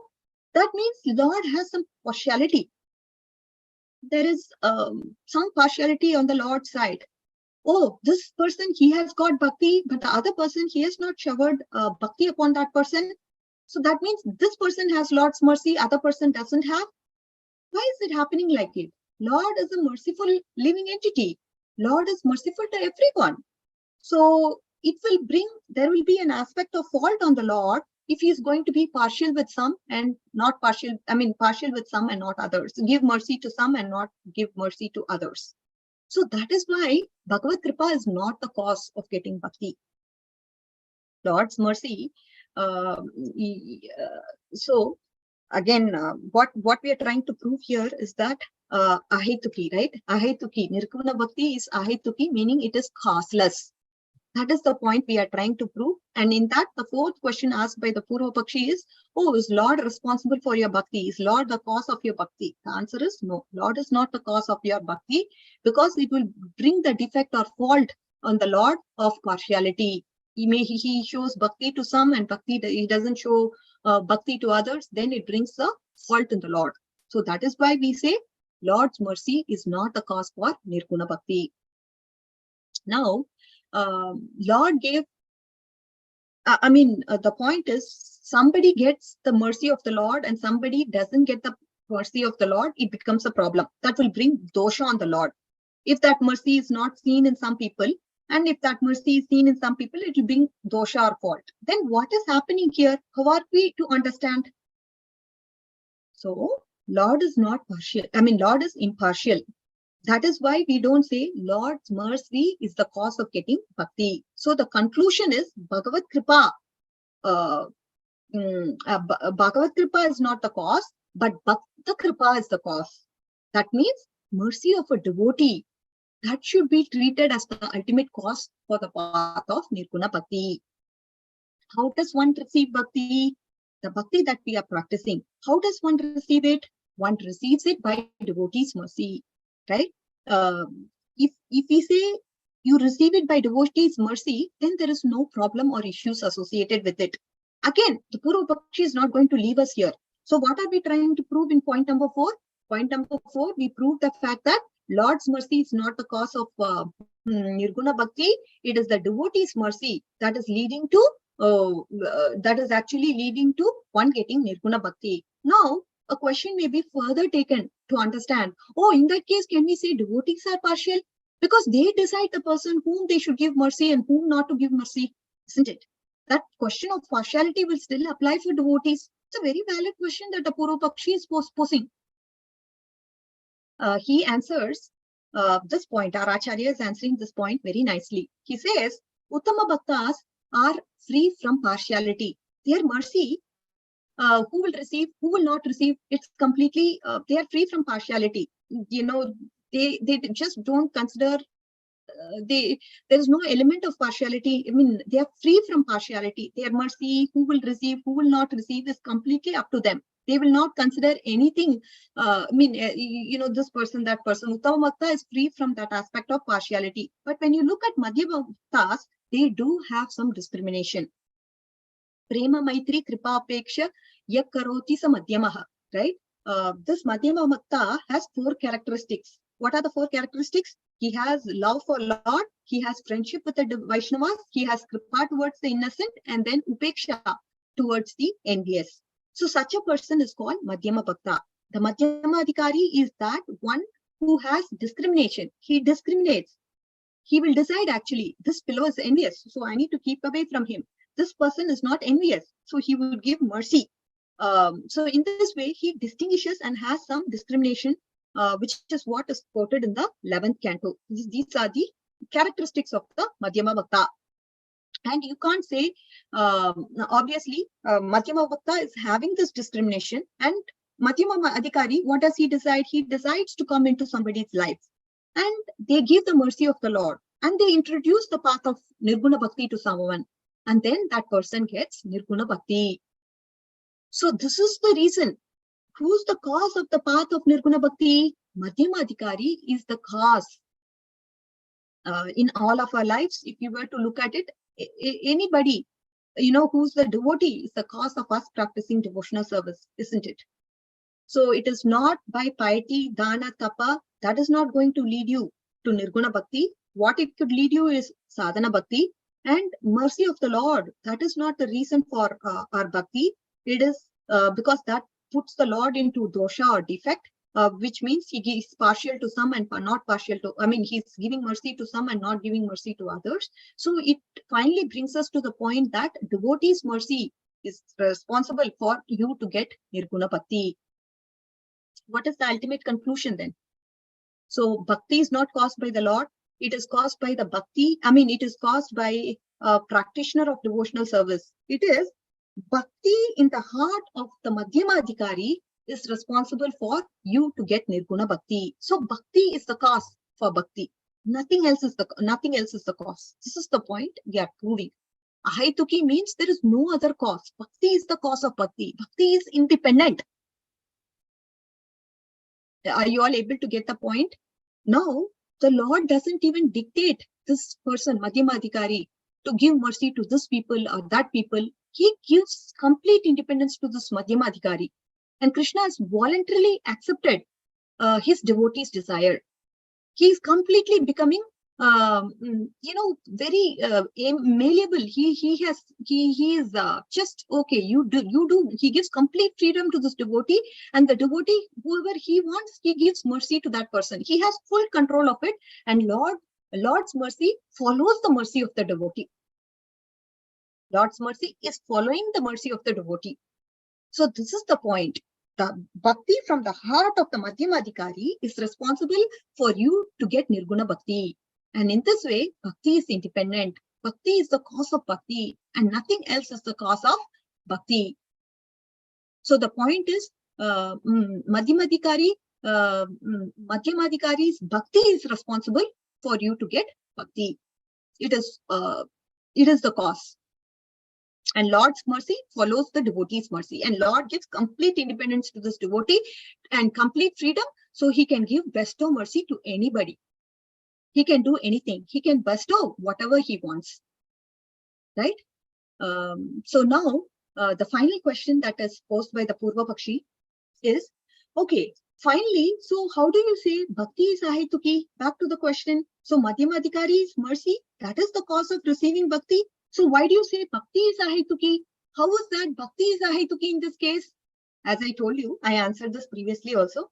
Nirguna bhakti within the heart of this Madhyama Adhikari is the cause of this Nirguna bhakti given to that person who he is preaching to. So bhakti is the cause of bhakti. If there were no Nirguna bhakti within the heart of this Madhyama Adhikari, he would not be able to give Nirguna bhakti to the other person. Only if he has Nirguna bhakti, he would be able to give this Nirguna bhakti to the other person, isn't it? So that is why bhakti is the cause of bhakti, and that is why it is ahaituki. Lord's mercy is included in this devotee's mercy. Devotee's mercy is included within association. Association is again a limb of bhakti. In this way, the cycle is going. I'll repeat this very important point again. Bhagavad Kripa, Bhakta Kripa, that is Lord's mercy is included within devotee's mercy, and devotee's mercy is included within the association. And association is again a limb of bhakti. And this cyclic process is what is going on. In this way, bhakti causes bhakti. So now, what is the reason that the devotee becomes inspired to give bhakti to someone? That is also because within his heart, there is bhakti. So that bhakti within his heart, that is the reason why he becomes desirous of giving bhakti to somebody else. If there is no bhakti in a Vaishnava's heart, then he won't be able to bestow mercy, isn't it? If there was no bhakti in Vaishnava's heart, there was no question of giving mercy to others. So in this way, we need to understand that bhakti is caused by bhakti only. There is nothing else apart. Bhakti in the heart of the Madhyamadhikari is the cause of receiving bhakti. Right? This is the point that is being spoken about in the purport of Srila Vishwanath Chakravarti Thakura. We saw this term ahetuki now, right? Ahetuki, why bhakti is independent, why we say it is edrikshaya, causeless. That was something that we spoke about in terms of question and answers through 5 questions and 5 answers. Now, we need to understand this very important term, apratihata. With this, I will conclude, dear devotees. I'm sorry, just a few more minutes. Because without understanding the term apratihata, we spoke about ahetuki, but apratihata is very important. Without that, the verse is not complete. Apratihata means the bhakti can never be stopped by anything. Right? That is ahetuka. That is apratihata. As in the 3rd canto, Kapila Dev says, Nirguna Bhakti, the mind is always running towards Krishna. The destination of the mind is towards the Supreme Lord in Nirguna Bhakti. Like Mother Ganges is always running towards the ocean. The same example is spoken by Mother Kunti also. Swaime Ananya Vishya, Matir Matupate Sakrit. So even Rupa Goswami Pad says, although there are enough reasons that bhakti or love can be destroyed, but there is no dhamsa. Love will never be destroyed. That is love actually. This is the definition of prema from Ujjwal Nilamani. He quotes this. And then he says, although there are enough reasons how that love should be destroyed, but it never gets destroyed. This is why love is eternal. This is why the love is constant. Apratihata means it is not at all destroyed by any obstacles. It is not destroyed at all. This is the understanding. Jnana, if you look at the process of jnana, he will attain Brahman and give up the jnana sadhana also. But here the understanding is, when we go to the spiritual world, we will never stop performing bhakti. It is apratihata. This is the contrast our acharyas are giving to help us understand how the other processes, they stop their sadhana. So jnana sadhana means, once you attain Brahman, that sadhana is stopped. But here in bhakti never stops. We keep performing the aspect of bhakti all through. After prema bhakti, after going to the spiritual world, yes, we perform bhakti all the time. It can never be stopped by any obstacles. It is not covered by jnana and karma. Of course, we saw the definition of anya bilashita shunyam. It is not covered by jnana karmadi anavritam. And then the mind becomes completely satisfied. By what? Nothing else but pure devotional service. Shuddha prema bhakti. Nothing else can satisfy the mind. The Shuddha bhakti, the prema bhakti is the only thing that can satisfy the mind. By that, your atma becomes suprasidati. You will become satisfied. When you attain prema bhakti, nothing else can satisfy. The mind is completely satisfied. only when you attain that bhakti, nirguna bhakti. By that, your mind will be satisfied. If you say that the mind is satisfied by selfish desires, no, not at all. Mind cannot be satisfied with selfish desires. Once it is free from selfish desires, then only when you attain the stage of prema bhakti, then only it can satisfy the mind. Till that time, the mind will not be satisfied. So when you attain your prayojan, at that time, the mind will be satisfied. So this is the understanding of this verse. And we saw the terms ahetuki, apratihata. And we also saw how Srila Vishwanath Chakravarti Pad brings about the explanation of ahetuki to help us understand that for bhakti, there is no cause. It is completely causeless. It is independent. And then we also saw the term apratihata. What does this mean? Apratihata means it doesn't stop. Bhakti never stops. It is always flowing. The process of bhakti can never be stopped by any obstacles whatsoever. And for that, we quoted this verse from Kunti Maharani's prayer to help us understand that. And then we also saw some definitions from Ujjwal Nilamani to understand, okay, what is this love? Love is something that cannot be destroyed. It is eternal. It is constant. It is apratihata. It is never destroyed by any obstacles. That is the understanding. And even after we go to the spiritual world, we continue to practice this aspect of bhakti, unlike other processes. And what can satisfy the mind? Nothing but pure devotional service. That is Shuddha Sadhana Bhakti, Shuddha Bhakti, Prema Bhakti can only satisfy the mind. Till the time we achieve Prema Bhakti, there will always be some contamination.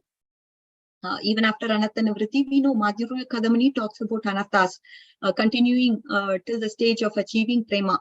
So obviously, till that time, we need to patiently wait. But once the stage of perfection is achieved, that is the time when the mind will be completely satisfied. So with this, we will end our class today. Thank you, dear devotees, for patiently listening through this particular explanation. It was a very hard concept for me to digest. This is the first time I presented this particular understanding of Srila Vishwanath Chakravarti Pad in a forum. So all glories to you. Thank you for patiently listening to me. And it's only because of your mercy I was able to speak some of the aspects that were spoken by Srila Vishwanath Chakravarti Pad. Thank you, dear devotees, for your time. I totally appreciate it. And thank you, Preeti Vilasini Mataji, for giving me this opportunity to speak in this forum. I really appreciate it. Without you, I don't think I would have even contemplated about this particular verse. But thank you so much for helping me to contemplate and meditate upon this verse.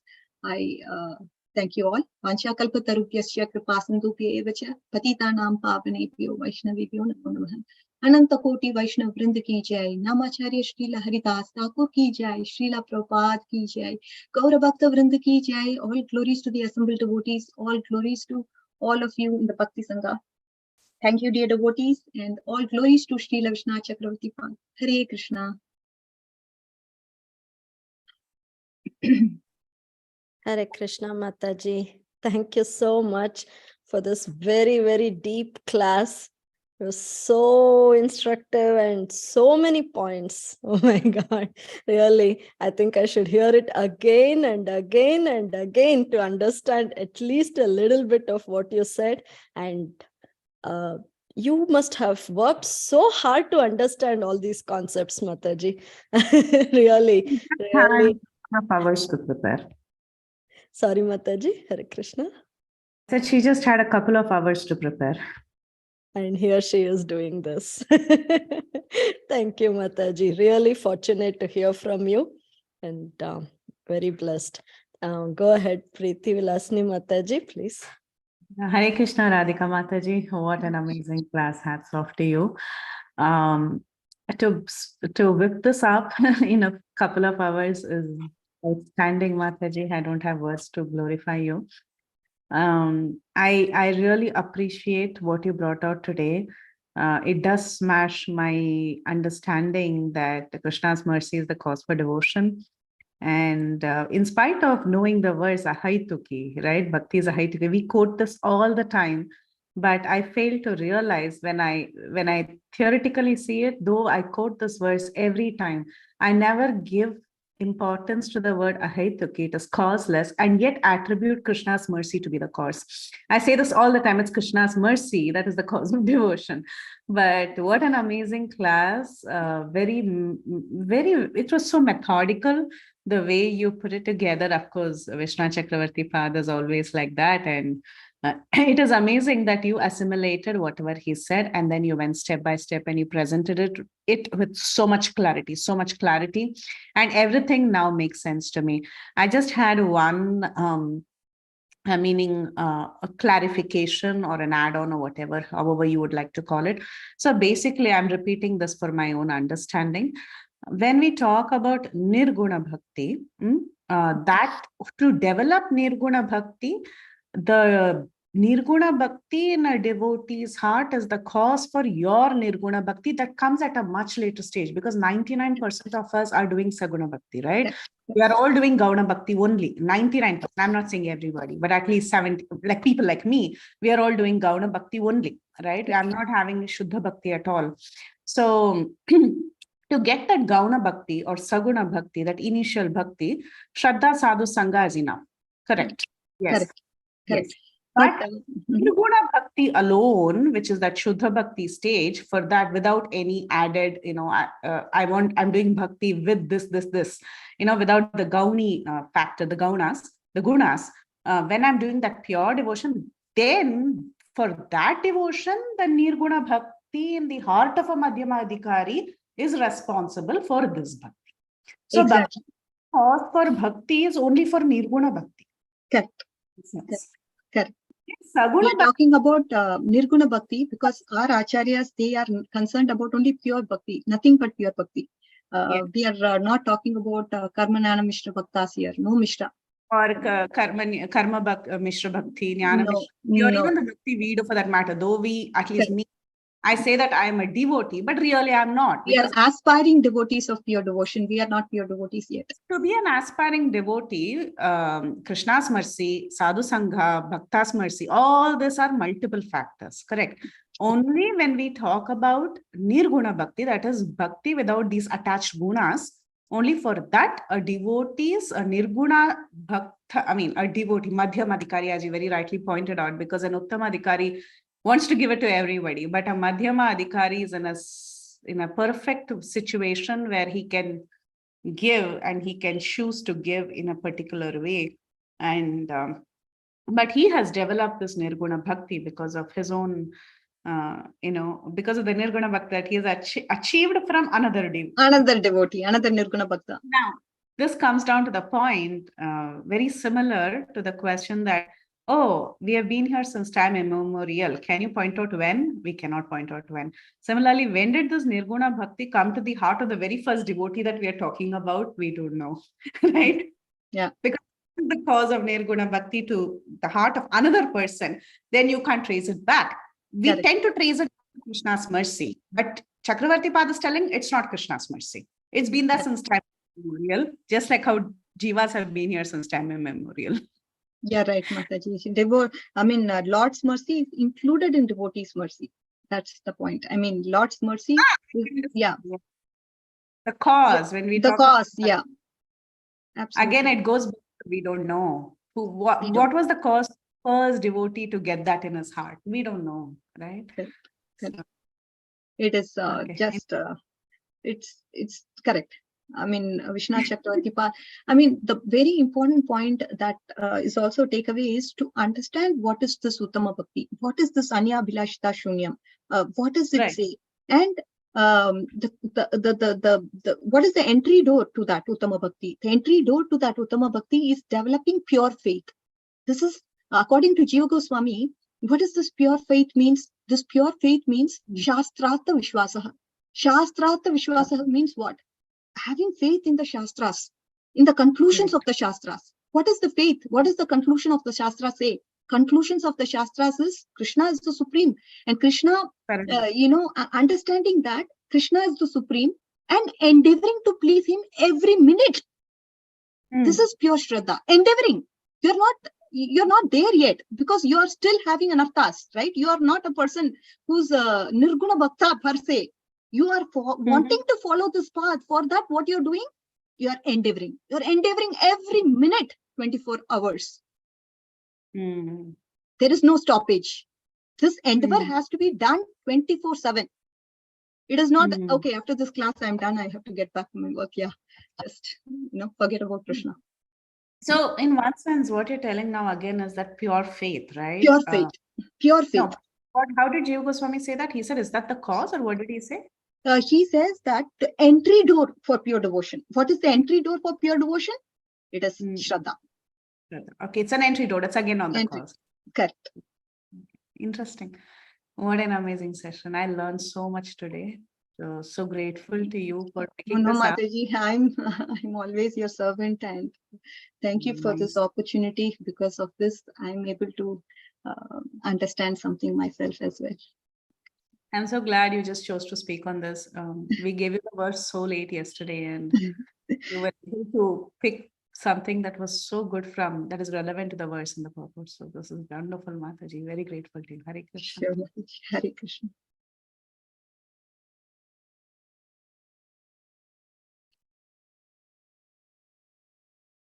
Thank you, Mataji. Praneshwari Mataji, please Hare go ahead. Krishna. Sorry, my phone is ringing. Give me 1 second. Turn this off. Okay. I very, very wonderful class. And I'm glad you said pay attention in the beginning because you did have to pay attention. True. Very true. Yes. That's the only reason I came and sat in front of the computer. Yes. Okay. So now this is going to be okay, so listening to everything you said, and even with Preeti Vilasini Mataji was explaining and discussing, what I got out of it, okay, ultimately at the end, was that the bhakti or the nirguna bhakti, the love within the heart of the Madhyamadhikari or a pure or even Uttamadhikari, that itself is the cause. In other words, it seemed to me, and maybe I'm simplifying it, that it's that overflowing love within the heart of the devotee that in a sense ignites the love that is inherent within each individual soul that's already there, because it's not something that we give, right? It's something that's within our heart. But it seems to me, from everything you were saying, and I have to go back and listen to the class and concentrate a little better, but it seems, as you were saying, that and now with what you you and Preeti Vilasini Mataji were talking about, this other process in my heart, in my head was coming. So this Shraddha, this faith in the Shastra, ignites it. It starts it, okay? Then you become in the association of of devotees, sadhu sangha. Now, it's only if you're in the association of devotees, any type of devotees, that you might have the chance to be in the association of a Uttama or Madhyamadhikari. So when you as you were in the association of the Madhyamadhikari, as you practice this process, and you were saying that even though the devotee is full of gunas, the 3 gunas, because he's practicing this, that process itself, I'm trying to still understand how that process. So he's practicing the sadhana path. He comes in contact with a Madhyamadhikari who has that prema, which is literally overflowing from his heart. So he doesn't actually have to give it. It's just almost like an automatic thing. It seems to me that as bhakti chooses, when bhakti sees bhakti or this prema within the heart of the Madhyamadhikari, it's overflowing, and it's almost like, if there's a little flame somewhere and then there's a big fire there, and if sometimes this fire can jump to the small flame, and that also can start burning. You know how that happens, how fire can jump from place to place, right? So it seems to me, like I said, I don't know if I'm making any sense, but it seems to me that bhakti that is burning within the heart of that Madhyamadhikari just automatically ignites that flame in the heart of the aspiring devotee. That's what I kind of came to my mind. Tell me what I'm missing. So Mataji, you're right. The point that we need to understand here is that this Madhyama Bhakti, Madhyama Adhikari's heart, whatever Bhakti, that Nirguna Bhakti is there, what it is helping it to drive you to is faith. That is what is driving you to pure faith.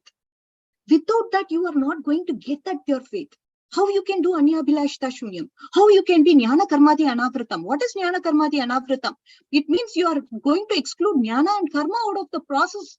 Only devotional service you are going to do. I mean, it is not Jnana Karmadi Shunyam. It is Jnana Karmadi Anavritam. In a very advanced devotee, he may practice the aspects of Jnana and Karma, but still the process of devotion is not broken.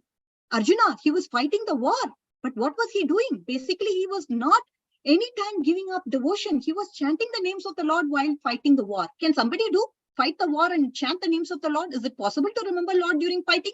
But Arjuna could do it. That is why it is Jnana Karmadi Anavritam. It is not Jnana Karmadi Shunyam. How you can do Anyabhilashita? Without how you can be free of material desires? It is possible only by Nirguna Bhakti. That Madhyama Adhikari's Nirguna Bhakti is going to get you to that platform. Without that, we cannot imagine Uttama Bhakti. That will induce the pure faith in us.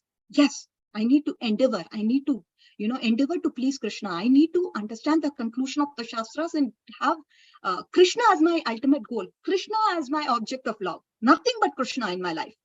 This is where I need to drive to. I hope that makes sense. Yeah. So do we actively do that? Or do we just practice? I mean, do we just automatically practice and it will come? I guess that's my question. First we have to come in touch with such sort of devotee, Mataji, where we can get that Nirguna Bhakti. I mean, we have to come in the association of him and learn from him the teachings. And then by serving him, what will happen? That is when everything will start to, or that faith will creep in. That is okay. So basically, we still do. In other words, we still do our endeavor process. We have to do make our effort, and then the thought that comes to mind, like I said, is that, but it's not really. This idea of they give bhakti. It again has that tinge of choosing. But it seems to me from what you've explained that it's not even an aspect of choosing. It's actually like bhakti itself just bhakti is, like you said, bhakti ignites bhakti, right? Mm-hmm. The cause of bhakti is bhakti. So bhakti itself ignites that flame. The bhakti within the Uttama Adhikari or Madhyama Adhikari ignites it within the heart of the aspiring devotee. Correct. Okay. Correct. Thank you, Mataji.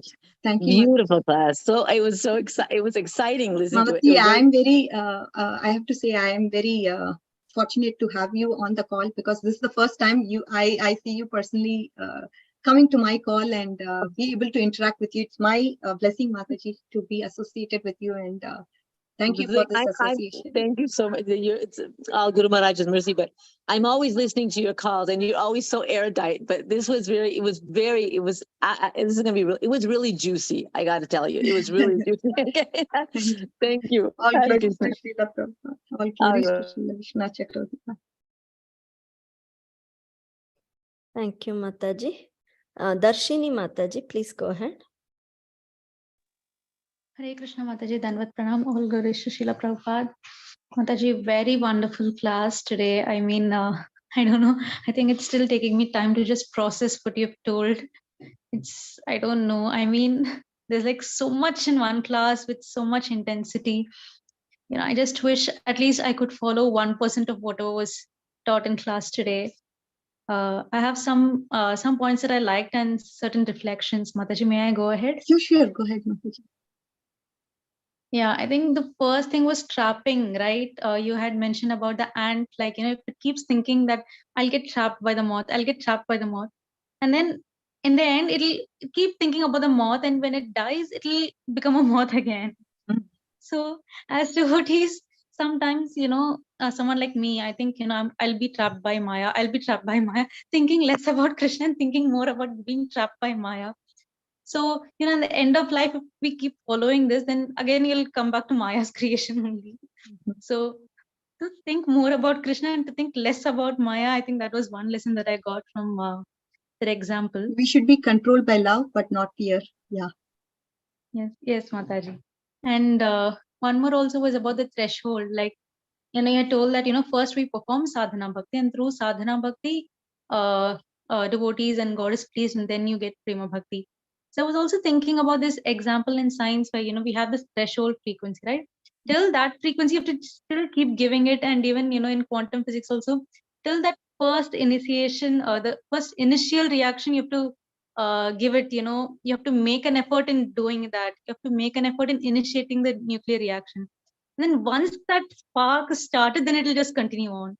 So to start that spark, we are doing our sadhana. So that, one day that spark comes and it's like, just continuously, spontaneously our bhakti is going on. So I was thinking about this. And then also very lovely example that others' bhakti is a cause of our bhakti. Because, only someone who practices bhakti well, who is practicing their sadhana well, only they can give bhakti to others. Because intellectually, any of us can read any books and speak, but to actually realize it and imbibe it and practice it in our life, and then, practicing not only by preaching, but also practicing first and then preaching. So only through that we can give Krishna to others. Like, until and unless we have Krishna, we cannot give Krishna to others. Because even in one clip of His Holiness Kadam Kanan Swami Maharaj said that, you can give Krishna to someone only to that extent to which, Krishna has manifested in your heart. Someone who's void of love cannot give love to someone else. So that was one point I remembered. And very lovely point that Bhagavad Kripa is not the cause, but Bhakta Kripa is the cause. Like, I just remembered that, because Krishna couldn't, shower his mercy completely. So he had to come down as Chaitanya Mahaprabhu to give mercy. And even in that also, Nityananda Ram Prabhu, he surpasses Chaitanya Mahaprabhu in giving mercy. So, how, merciful devotees are, because looking at our past, sometimes, the point that you brought up that, maybe performing pious activities also can be a start of a bhakti. But, looking at my past and all, I know that, I never deserved this path. I never deserved Krishna consciousness, and I can never deserve it even in future also. But the Kripa Shakti of Srila Prabhupada's disciples and their disciples, and, the entire parampara, their Kripa Shakti is so strong that even if you don't deserve it, they will still send a recommendation letter to Krishna telling that, this person is there, please make him your devotee, please make her your devotee. And when they pass on the recommendation letter, then Krishna is not able to reject. Somehow Krishna is never able to reject.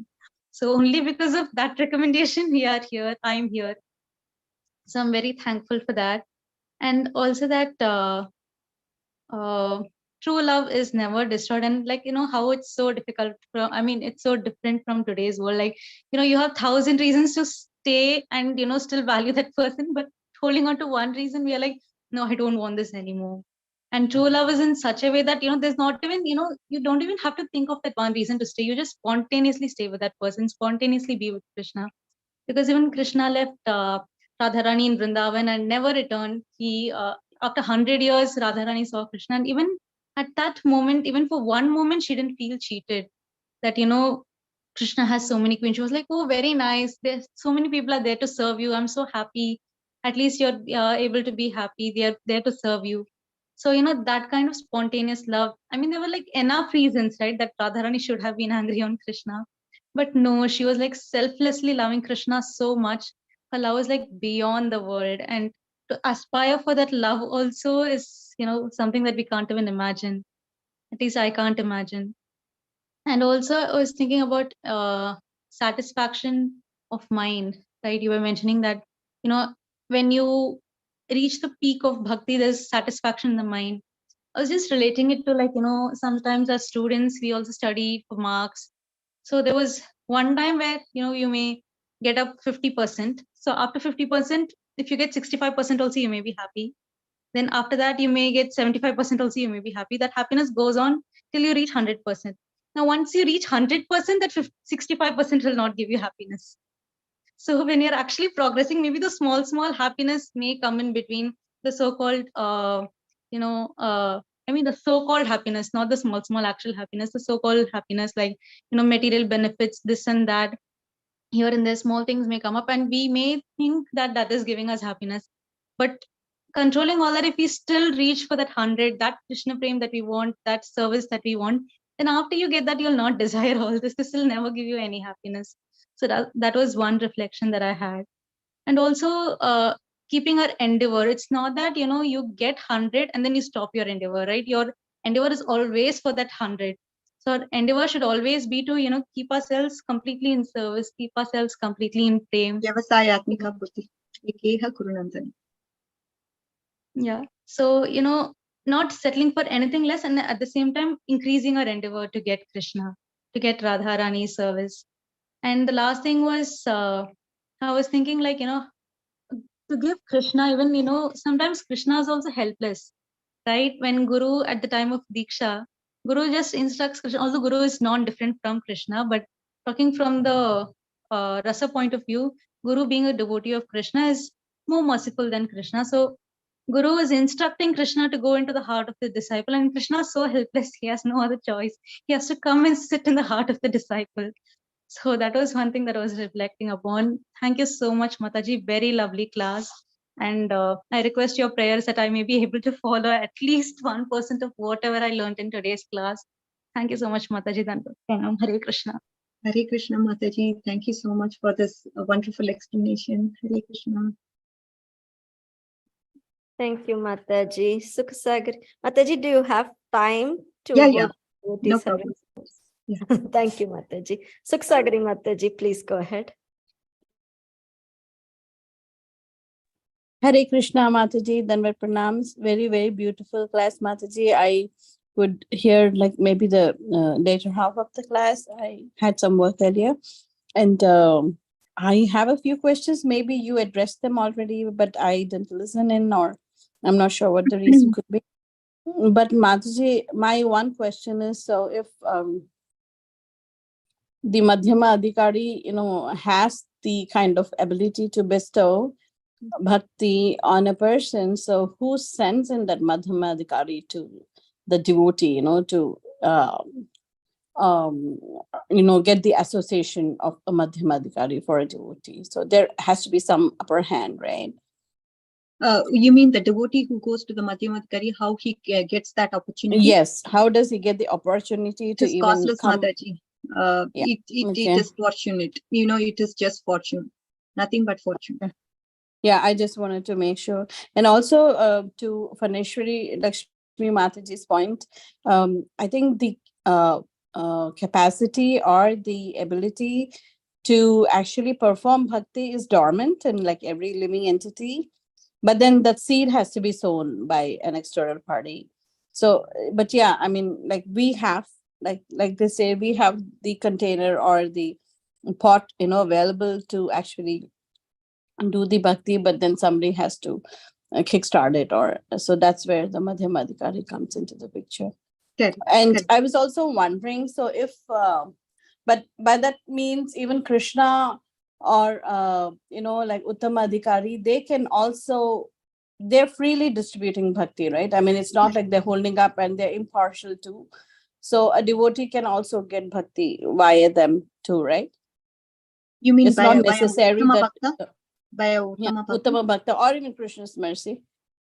Yeah, devotee in Krishna's mercy is included in devotee's mercy. He gives free will to the devotees to do whatever they want to, and Krishna just is supporting their endeavor. He is giving the full independence to the devotee, and Krishna's mercy is included in devotee's mercy. Yeah, what I'm trying to say, Mataji, is that I mean, Krishna doesn't independently give mercy to anybody, Mataji. That means he become partial. So that question of Krishna giving mercy to someone is not a right statement. Not someone, but to everyone. You know what I mean? Like how the rain is everywhere, right? But then the like the Krishna's crops mercy which through are shastras, kind of through sadhu shastras, guru sadhu shastras, right? That's how he showers his mercy to everyone. If you look at it from that point, yes. Yeah, so Krishna's mercy is available to everybody. Uttamadhikari's mercy is available to everybody, right? Because they are impartial. They're not partial. They don't give mercy to one person while not giving it to somebody else. So they're impartial in that sense. Correct. Yes. So, I mean, I was not sure why a Madhyamadhikari is given that, that kind of position or significance to say that he is the one giving this mercy, while the others also are impartial and they could be giving it to everybody, right? So the thing is, Mataji, at the end of the day, we are talking about Madhyamadhikari specifically because he is in a position to preach. If you look at a Uttamadhikari, he sees Krishna in everyone and he sees his bhav in everybody. I mean, if you look at a Uttamadhikari, if he sees me, he'll say, oh, how, even if I'm not practicing bhakti also, he sees bhakti in me. He sees so much of love for Krishna in me. Even a tree, he sees the love. I mean, how the tree is subduing it.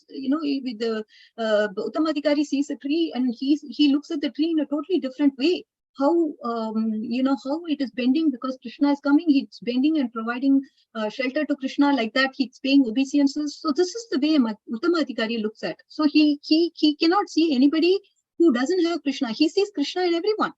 He sees the same bhav he has on everybody else. So when it comes to preaching, it has to be done by a Madhyamadhikari because he is the one who is able to make that distinction. Why is he not giving bhakti to envious people? Because they are going to commit offense. What's the point of giving bhakti to them? Even that discrimination has a point, isn't it? So yes, Mataji, I understand that, Uttamadhikari has to come to the level of a Madhyamadhikari to preach and, kind of discriminate between different levels of people and devotees like that. That is, I mean, I'm not questioning that at all. Yes. But my question is that, Krishna is impartial and so are his Uttama Bhaktas.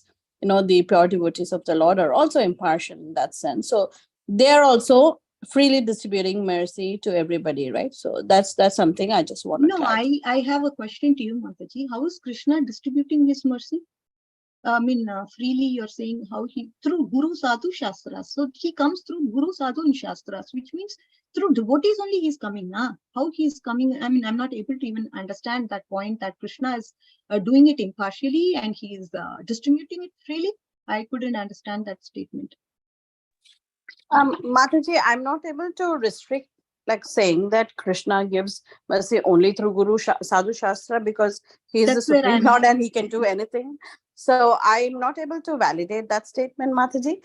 But according to what I've understood, like Krishna is impartial and so are his pure devotees, like the Uttama Bhaktas. So my understanding was, they're not holding back anything per se, because like you rightly said, they see the Lord, in everybody, like that Gavi Hastini, that verse in Bhagavad Gita, like they see the Lord and the propensity, in everybody as a devotee of the Lord. So in that sense, they're not like holding back anything, right?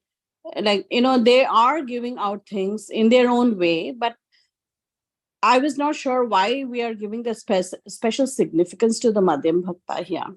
So Mataji, I clarified the point about the Lord's mercy, Lord's mercy, if he were to, if you look at the fourth question, I clarified it in the class as to why Lord's mercy, if it were to come from the Lord, then why it is, it will sow a seed of partiality if you were to give mercy to some and mercy to not mercy to somebody else. So that point is clarified there in the questions, in the session itself, which you can go over. When it comes to Uttamadhikari Mataji, as you rightly mentioned, they don't have that partiality. They can freely distribute bhakti to anybody.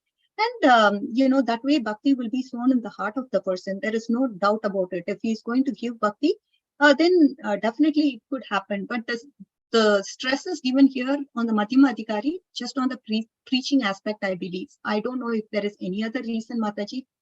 Maybe we need somebody else to clarify that. But that is what I feel. As I spoke about Uttamadhikari, I don't have any other point besides what I've already spoken. So I think probably you may need to clarify it with somebody else.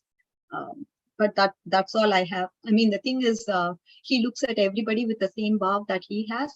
So that way, he has to stoop down to the level of Madhyam Adhikari to be able to preach and give the level of bhakti that one wants. But again, I mean, Uttama Adhikari and Madhyam Adhikari go hand in hand, Mataji. The Uttama Adhikari could become a Madhyam Adhikari to preach like that. I mean, the person that we are talking about is a very highly elevated person because he has Nirguna Bhakti in him.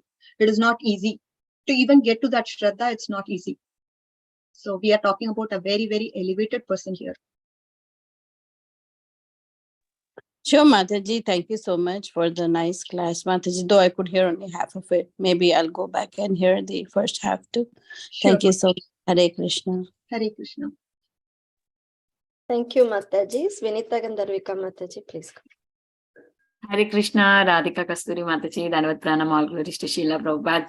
What a beautiful class, Mataji. Thank you so much for such a detailed explanation about stages of bhakti, how the clay and pot and ripened fruit and unripened fruit, and how the bhakti is given by a devotee, and it is for getting that is like main thing is association. Everything very detailedly explained, Mataji. Thank you so much. Very grateful to you, Mataji. Very simple to, even though the topic was very complicated, but it was very simple for me to understand because you have given multiple examples and again repeating the same words so that we can get what you wanted to say. Thank you so much, Mataji. Really, class was very simple, even though it is complicated to understand, but I understood everything. Thank you so much, Hare Krishna. Wonderful to hear that, Mataji. Thank you so much for giving me that reassurance because this is the first time I spoke about the commentary of Srila Vishwanath Chakravarti Pad, and I'm glad that at least I was able to communicate something which is understandable. Really appreciate it. Thank you, Mataji. Darshini Mataji, do you have something else to say? Yes, Mataji, just one thing. Mataji, I was just thinking about it because you were mentioning about Uttamadhikari and Madhyamadhikari. So I was just thinking this, I don't know if it's right or not, just needed your validation, that, why Uttamadhikari needs to be like a Madhyamadhikari during preaching is because I think once when someone becomes an Uttamadhikari, when they see others, they don't think that they need the other person needs Krishna Prem. They feel that they are only most fallen. They feel that they don't have Krishna Prem at all. So when you reach that kind of a level where, you genuinely feel that you don't have Krishna Prem, not to show off to the world, but they genuinely No, feel they that see they Krishna don't have Krishna everywhere, Prem. Mataji. They see Krishna everywhere. This Uttamadhikari, he cannot but see Krishna everywhere. Anybody and everybody he sees Krishna. Nothing but Krishna. This is what his feelings are. I mean, he cannot comprehend that feeling because he's able to see Krishna everywhere. Wherever he is, he's able to see. He sees a tree, he's able to see Krishna in it. He sees somebody, he sees Krishna in them. So like that, he has Krishna overflowing in him. That is his bhav. Yeah, yes, Mataji, but he Dainyata feels that is he there. does not have Dainyata Krishna is Prem, there. right? But when it comes to Krishna bhav, he sees Krishna bhav that he has on everybody as well. I mean, that Krishna bhav is seen reflecting on everybody as well. That is the Uttamadhikari's feeling. Okay, so the reason is not that out of his humility, he feels that he does not have Krishna Prem, right? No, it is, see, that's not about having Krishna. I mean, it is, we don't even come there. We just talk about how they feel. They feel Krishna's presence everywhere. They are literally able to feel that. That is the stage of Uttamadhikari. They are nothing. They have no other thoughts, no other thing except Krishna. Krishna is filling them with wherever he goes, he can see Krishna. See, we go to a river, a beach. How Caitanya Mahaprabhu, he was able to see Krishna even there. That is the point. I mean, you go anywhere and everywhere in this material world, you can only see Krishna, nothing but Krishna. This is the stage of Uttamadhikari. Yes, Mataji. Thank you so much. Dandavat Pranam, Hare Krishna. Thank you, Mataji. Thank you for patiently answering all the questions. And this was an amazing session. Thank you so much. And with your permission, can we end the call here, Mataji? Sure. वाञ्छाकल्पतरुभ्यश्च कृपा सिन्धुभ्य एव च पतितानां पावनेभ्यो वैष्णवेभ्यो नमो नमः। अनंत कोटि वैष्णव वृंद की जय, श्रीला प्रभुपाद की जय, हर ग्रेस राधिका कस्तूरी माता जी की जय। Jai. Jai. Thank you, Mataji. Thank you so much, Mataji. Thank you. All glories to Srila Prabhupada. All glories to Sri Thank Guru. you, dear Mataji. Hare Very Krishna. nice class. Hare Thank you, Krishna. Mataji. Thank you, Archana Mataji. Hare Krishna. Thank you. Thank you, dear devotees, for joining and staying and having this wonderful interaction. We are ending the call here, but we'll meet you again tomorrow with the next bunch of verses.